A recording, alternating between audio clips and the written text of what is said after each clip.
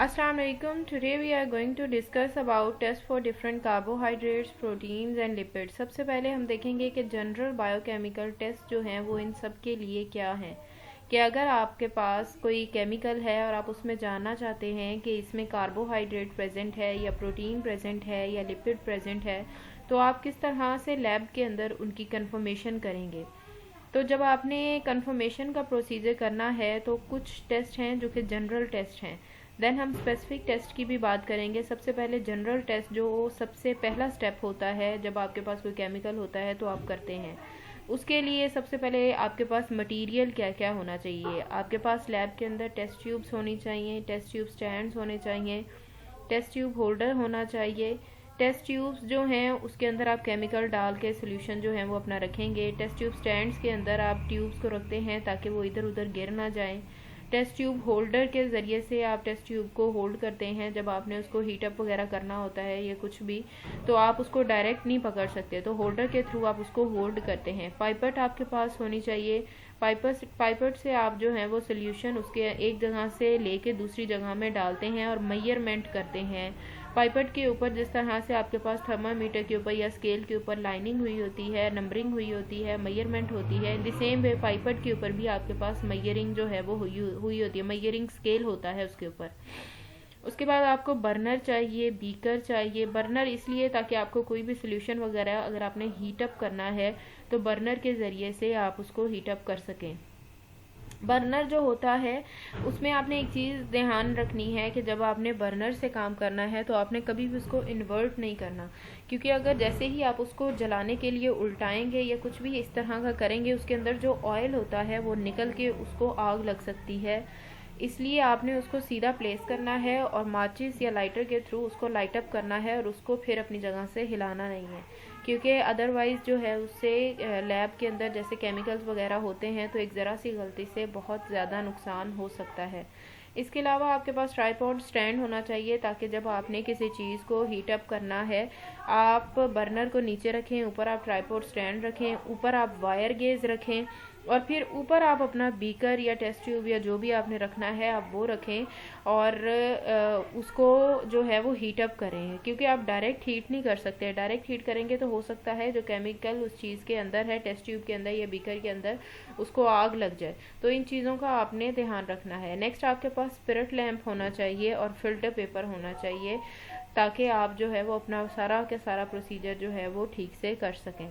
Chemicals generally जो इन सब solutions के लिए आपके सब जो हैं प्रैक्टिकल्स उनके लिए आपके पास होने चाहिए, वो हैं starch solution, glucose solution, sucrose solution, egg albumin solution जिसको प्रोटीन सॉल्यूशन भी कहते हैं, 1% alcoholic alpha naphthol solution, concentrated sulphuric acid solution, concentrated hydrochloric acid solution, nitric acid 5%, 10% and 40% sodium hydroxide जिसको NaOH भी कहते हैं, और हाइड्रोक्लोरिक एसिड को HCl भी कहते हैं, नाइट्रिक एसिड को HNO3 भी कहते हैं और सोडियम हाइड्रोक्साइड को NaOH भी कहते हैं।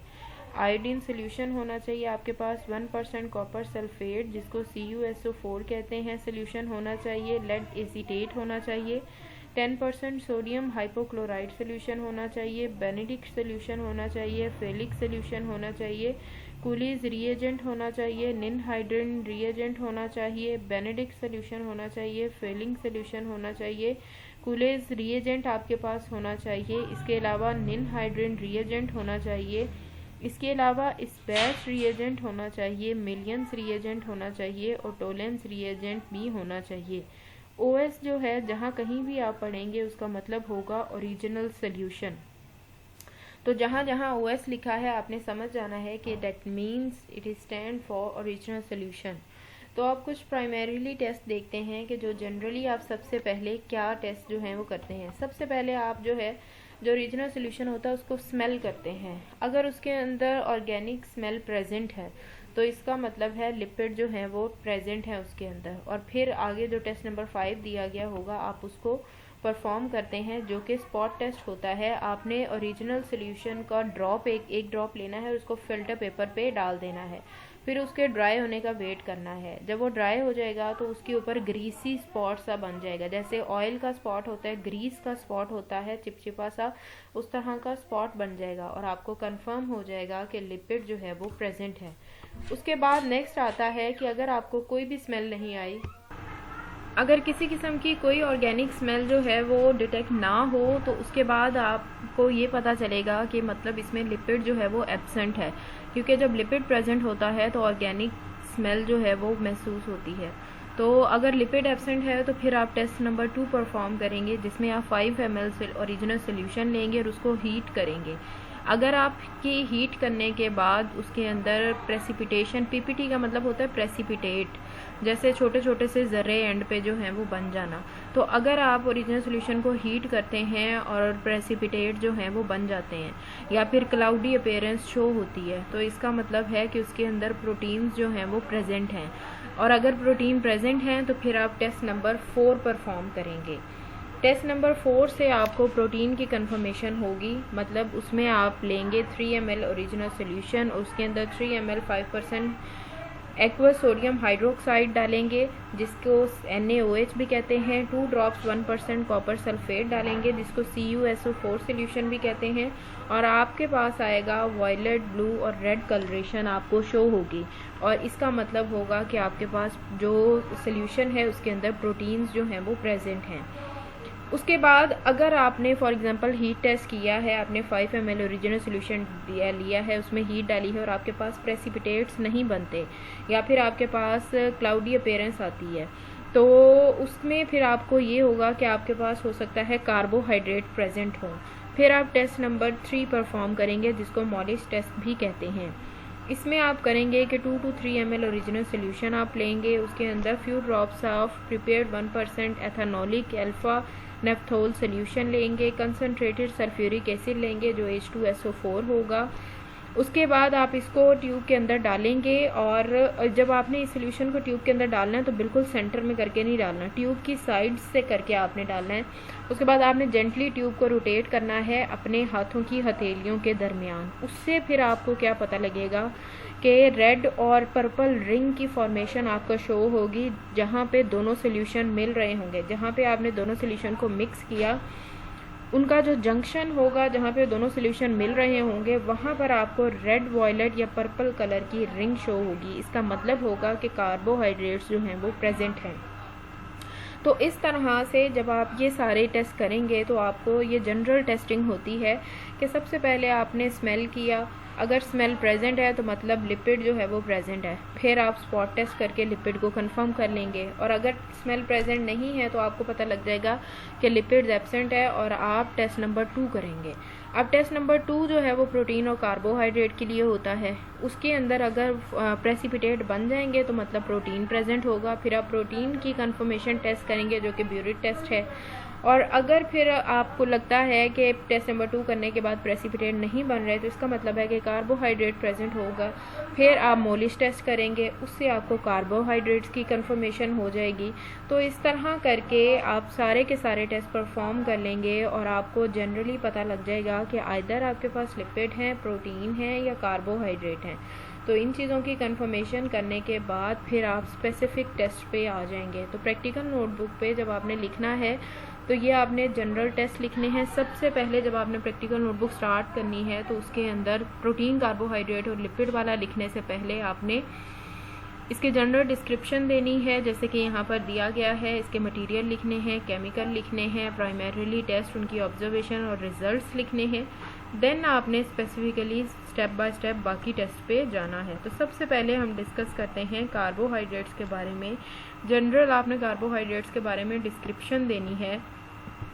आप उसमें बताएंगे कि कार्बोहाइड्रेट्स ऐसे कंपाउंड्स होते हैं जो कि कार्बन, हाइड्रोजन और ऑक्सीजन के से मिलने से बनते हैं, और इसमें कार्बन और ऑक्सीजन की रेशो जो होती है वो 2:1 होती है, और ये सेम हाइड्रोजन और ऑक्सीजन की रेशो वही सेम है जो कि वाटर में भी होती है, क्योंकि वाटर का फॉर्मूला भी होता है H2O।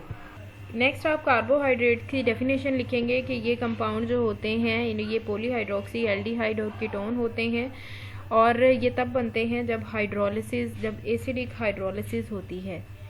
इनका जो सिंपल फार्मूला जनरली अगर आप लिख सकते हैं, इसके अंदर डिफरेंट इसकी टाइप्स आती हैं, मोनोसेक्राइड, डाइसेक्राइड, ट्राइसेक्राइड, पॉलीसेक्राइड, जिनके बारे में आप ऑलरेडी जनरल थ्योरी के अंदर पढ़ चुके हुए हैं। इनका जनरल फार्मूला आप बताएंगे। उसके बाद नेक्स्ट जो है आप आ जाएंगे, बताएंगे कि मोनोसेक्राइड क्या होते हैं, डाइसेक्राइड क्या होते हैं, ट्राई क्या होते हैं, पोली क्या होते हैं। उसके बाद आप बताएंगे रिड्यूसिंग शुगर्स के बारे में कि ऐसे कार्बोहाइड्रेट जिनके अंदर फ्री एल्डिहाइड और कीटो ग्रुप होता है उनको रिड्यूसिंग शुगर्स कहते हैं। और शुगर जो है वो एल्डो हो सकती हैं, एल्डो और कीटो हो सकती हैं। जिनके अंदर कीटो ग्रुप होता है उनको कीटो शुगर या कीटोस कहा जाता है। जिनके अंदर एल्डो शुगर होती है उनको एल्डोज कहा जाता है। एल्डो की एग्जांपल में आप करोगे राइबोज, ग्लूकोज, मेनोज और गैलेक्टोज। कीटो की एग्जांपल में आप करेंगे राइबोलोज, फ्रुक्टोज। और नेक्स्ट अब आपने सिंपली देख लेना है कि कार्बोहाइड्रेट के रिएक्शंस क्या क्या होते हैं। सबसे पहले देखते हैं जनरल टेस्ट फॉर कार्बोहाइड्रेट है। इसमें सल्फ्यूरिक एसिड टेस्ट देखते हैं। ये है 2 ml ओरिजिनल सोल्यूशन। इसके अंदर आप 1 ml कंसनट्रेटेड सल्फ्यूरिक एसिड डालेंगे जिसको H2SO4 भी कहते हैं, और फिर इसको हीट करेंगे। जब आप हीट करेंगे तो आपको उसके अंदर चेयरिंग या फिर ब्लैकनिंग कलर की फॉर्मेशन शो होगी। ब्लैक आपको फॉर्मेशन शो होगी, जिससे आपको कंफर्म हो जाएगा कि कार्बोहाइड्रेट्स जो हैं वो प्रेजेंट हैं। नेक्स्ट आता है मॉलिश टेस्ट, जो आप ऑलरेडी कर भी चुके हैं। इसके अंदर आप 2 to 3 ml ओरिजिनल सोल्यूशन डालेंगे। 1% freshly prepared ethanolic alpha naphthol solution डालेंगे। फ्रेश का मतलब है कि आपने उसको बना हुआ, जैसे अक्सर लैब के अंदर सोल्यूशंस होते हैं तो वो ऑलरेडी बने हुए होते हैं, प्रिपेयर्ड होते हैं, प्रिपेयर्ड होते हैं। आप जस्ट उसके अंदर से मेजर करते हो, लेके अपना टेस्ट जो है परफॉर्म कर लेते हैं। लेकिन कुछ ऐसे भी टेस्ट होते हैं जो कि फ़ौरन से लेके परफॉर्म नहीं करने चाहिए। उनको उन सोल्यूशंस को फ्रेशली फ़ौरन से प्रिपेयर करके फ़ौरन से इस्तेमाल करना चाहिए। तो ये अल्फा नेफ्थोल का जो सोल्यूशन होगा, एथेनॉलिक अल्फा नेफ्थोल का जो सोल्यूशन होगा, ये आपने फ्रेशली प्रिपेयर करना है और फिर इस टेस्ट को परफॉर्म करना है। फिर उसके अंदर आप कंसनट्रेटेड सल्फ्यूरिक एसिड जो है वो टेस्ट ट्यूब की साइड्स पे डालेंगे, और फिर अपने जो आपकी हैंड की पाम है, जो आपकी हथेली है, उसके अंदर आप लेके उसको रोटेट करेंगे और उसको मिक्स करेंगे। जब आप ऐसा करेंगे तो आप ऑब्जर्वेशन देखेंगे कि आपको रेड कलर या फिर पर्पल रिंग, रेड वॉयलेट या फिर पर्पल रिंग जो है वो जंक्शन पे शो होगी, और आपको वो चीज़ कंफर्म करेगी कि कार्बोहाइड्रेट्स जो हैं वो प्रेजेंट हैं। नेक्स्ट आता है एंथ्रॉन टेस्ट, जिसके अंदर 2 ml ओरिजिनल सोल्यूशन लेंगे एंड देन 2 ml एंथ्रॉन सोल्यूशन आप उसके अंदर डालेंगे, उसको शेक करेंगे और फिर उसको वार्म करेंगे। इसमें आपने इसको ज़्यादा हीटअप नहीं करना, सिर्फ हल्का सा वार्म करना है। उससे फिर सोल्यूशन का कलर जो है वो ब्लूइश ग्रीन या ग्रीन कलर का आपको शो होगा। उससे आपको कंफर्मेशन हो जाएगी कि कार्बोहाइड्रेट्स जो हैं वो प्रेजेंट हैं। नेक्स्ट आता है मूड्स टेस्ट। इसके अंदर आप 2 ml ओरिजिनल सोल्यूशन लेंगे, सोडियम हाइड्रोक्साइड डालेंगे जिसको NaOH भी कहते हैं, और फिर उसको बॉयल करेंगे। इससे आपको जो है वो येलो टू ब्राउन कलर का जो है वो कलर की फॉर्मेशन नज़र आएगी, और उसके अलावा आपको कैरमल की तरह की जो है खुशबू आएगी। जैसे अगर चीनी को जलाएं तो खुशबू आती है, उस तरह का ऑर्डर आपको फील होगा। इससे आपको पता चलेगा कि कार्बोहाइड्रेट्स जो हैं वो प्रेजेंट हैं, क्योंकि कार्बोहाइड्रेट्स जो हैं वो शुगर्स होते हैं, तो इस वजह से आपको कैरामल ऑर्डर जो है वो फील होता है। तो ये आपने जनरल टेस्ट करने हैं कार्बोहाइड्रेट्स के लिए। उसके बाद आ जाते हैं टेस्ट फॉर रिड्यूसिंग शुगर्स। अब हम देखेंगे रिड्यूसिंग और नॉन रिड्यूसिंग शुगर्स के लिए कौन से टेस्ट होते हैं। इसमें आप कूलेज टेस्ट देखेंगे, जिसमें आप 5 ml ओरिजिनल सोल्यूशन लेंगे और इसके बाद इसके अंदर थोड़ा सा एनहाइड्रस सोडियम कार्बोनेट ऐड करेंगे। फिर 3 ड्रॉप्स ग्लिसरॉल डालेंगे और 3 ड्रॉप 5% कॉपर सल्फेट डालेंगे, जिसको CuSO4 भी कहते हैं, एंड देन उसको बॉयल करेंगे। आप देखेंगे कि येलो कलर के प्रेसिपिटेट्स जो हैं उनकी फॉर्मेशन होगी। इससे आपको पता चलेगा reducing sugars, glucose, fructose, galactose, ribose, lactose और माल्टोज जो हैं वो प्रेजेंट हैं। नेक्स्ट आप लिखेंगे फेलिंग्स टेक्स्ट, जिसके अंदर आप 2 ml ओरिजिनल सोल्यूशन डालेंगे और 2 ml उसके अंदर फेलिंग सोल्यूशन डालेंगे। उसको 2 to 3 मिनट्स के लिए आप बॉयल करेंगे। देन आपको पता चलेगा कि रेड कलर के प्रेसिपिटेट्स बने हैं, जिससे ग्लूकोज की प्रेजेंट जो है वो आपको कंफर्म होगी। नेक्स्ट आता है बेनेडिक्ट टेस्ट। इसके अंदर आप 1 ml ओरिजिनल सोल्यूशन डालेंगे, 1 ml बेनेडिक्ट सोल्यूशन डालेंगे और हीट करेंगे। इससे फिर से आपको रेड कलर के प्रेसिपिटेट्स जो होंगे, जिससे पता चलेगा कि ग्लूकोज जो है वो प्रेजेंट है। देन आप टॉलेंस टेस्ट करेंगे, 2 ml ओरिजिनल सोल्यूशन, उसके अंदर 2 ml टॉलेंस रिएजेंट, उसको वार्म करेंगे वाटर बाथ के ऊपर। इससे आपको नज़र आएंगे सिल्वर मिरर फॉर्म्स, जिस तरह के सिल्वर कलर के क्रिस्टल्स होते हैं इस तरह की फॉर्मेशन होगी। इससे आपको पता चलेगा ग्लूकोज प्रेजेंट है। एक चीज़ का आपने ध्यान रखना है, अगर कहीं पे 3 ड्रॉप्स लिखे हैं, 2 ड्रॉप्स लिखे हैं, 1 ड्रॉप लिखा है, डेट मीन्स कि आपने 2 3 1 ही डालना है। आपने कोई भी उसमें ऊपर नीचे नहीं करना, अदरवाइज जो एंड रिजल्ट्स हैं उनमें वेरिएशन आ जाएगी। तो इस चीज़ का आपने ख़ास ख्याल रखना है। उसके बाद आ जाता है ओसाजोन फॉर्मेशन। उसके अंदर आप 2 ml ओरिजिनल सोल्यूशन लेंगे, 1 ग्राम सोडियम एसीटेट लेंगे, 1 ग्राम फिनाइल हाइड्राजीन हाइड्रोक्लोरिक लेंगे, हाइड्रोक्लोराइड लेंगे, हीट करेंगे उसको बॉइलिंग वाटर बाथ पे। आपको येलो कलर के क्रिस्टल्स जो हैं ओसाजोन के वो शो होंगे जब आप उसको माइक्रोस्कोप के अंडर जो है वो देखेंगे। उससे आपको पता चलेगा ग्लूकोज जो है वो प्रेजेंट है। नेक्स्ट आप करेंगे सेली वेनॉफ्स टेस्ट। इसके अंदर 3 ml सेली वेनॉफ्स रिएजेंट आप डालेंगे, उसके अंदर 3 ड्रॉप्स आप ओरिजिनल सोल्यूशन डालेंगे। रेड प्रेसिपिटेट जो हैं वो आपको शो होंगे और आपको पता चलेगा कीटोज या फ्रुक्टोज जो है, कीटोज जो है शुगर वो प्रेजेंट है, जिसमें फ्रुक्टोज की प्रेजेंस आपको शो होगी।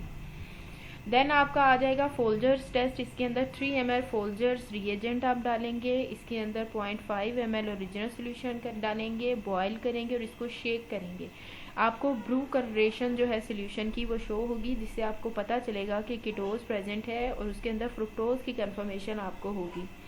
उसके बाद फोल्जर्स टेस्ट आप देखेंगे, 3 ml फोल्जर्स रिएजेंट आप लेंगे, उसके अंदर 5 ml ओरिजिनल सोल्यूशन डालेंगे, उसको बॉयल करेंगे और फिर शेक करेंगे। येलो कलर के फॉर्मेशन आपको शो होगी, उसमें पेंटोज की प्रेजेंस जिसमें राइबोलोज जो है वो कंफर्मेशन आपकी होगी। फोल्जर्स टेस्ट में 3 ml फोल्जर्स रिएजेंट लेंगे, 5 ml ओरिजिनल सोल्यूशन लेंगे, उसको आप बॉयल करेंगे, शेक करेंगे तो येलो कलर के प्रेसिपिटेट्स या येलो कलरेशन सोल्यूशन की शो होगी, जिससे आपको पेंटोज की कंफर्मेशन होगी, जिसमें राइबोलोज की कंफर्मेशन आप देखेंगे। नेक्स्ट फोल्जर्स टेस्ट है, इसके अंदर 3 ml फोल्जर्स रिएजेंट आप लेंगे, 5 ml ओरिजिनल सोल्यूशन लेंगे, उसको बॉयल करेंगे और शेक करेंगे तो आपको ग्रीन कलर का सोल्यूशन शो होगा, जिसमें आपको ग्लूकोज की प्रेजेंस कंफर्म होगी। यहाँ पर बेनेडिक्ट टेस्ट के बारे में उन्होंने आपको दिखाया है।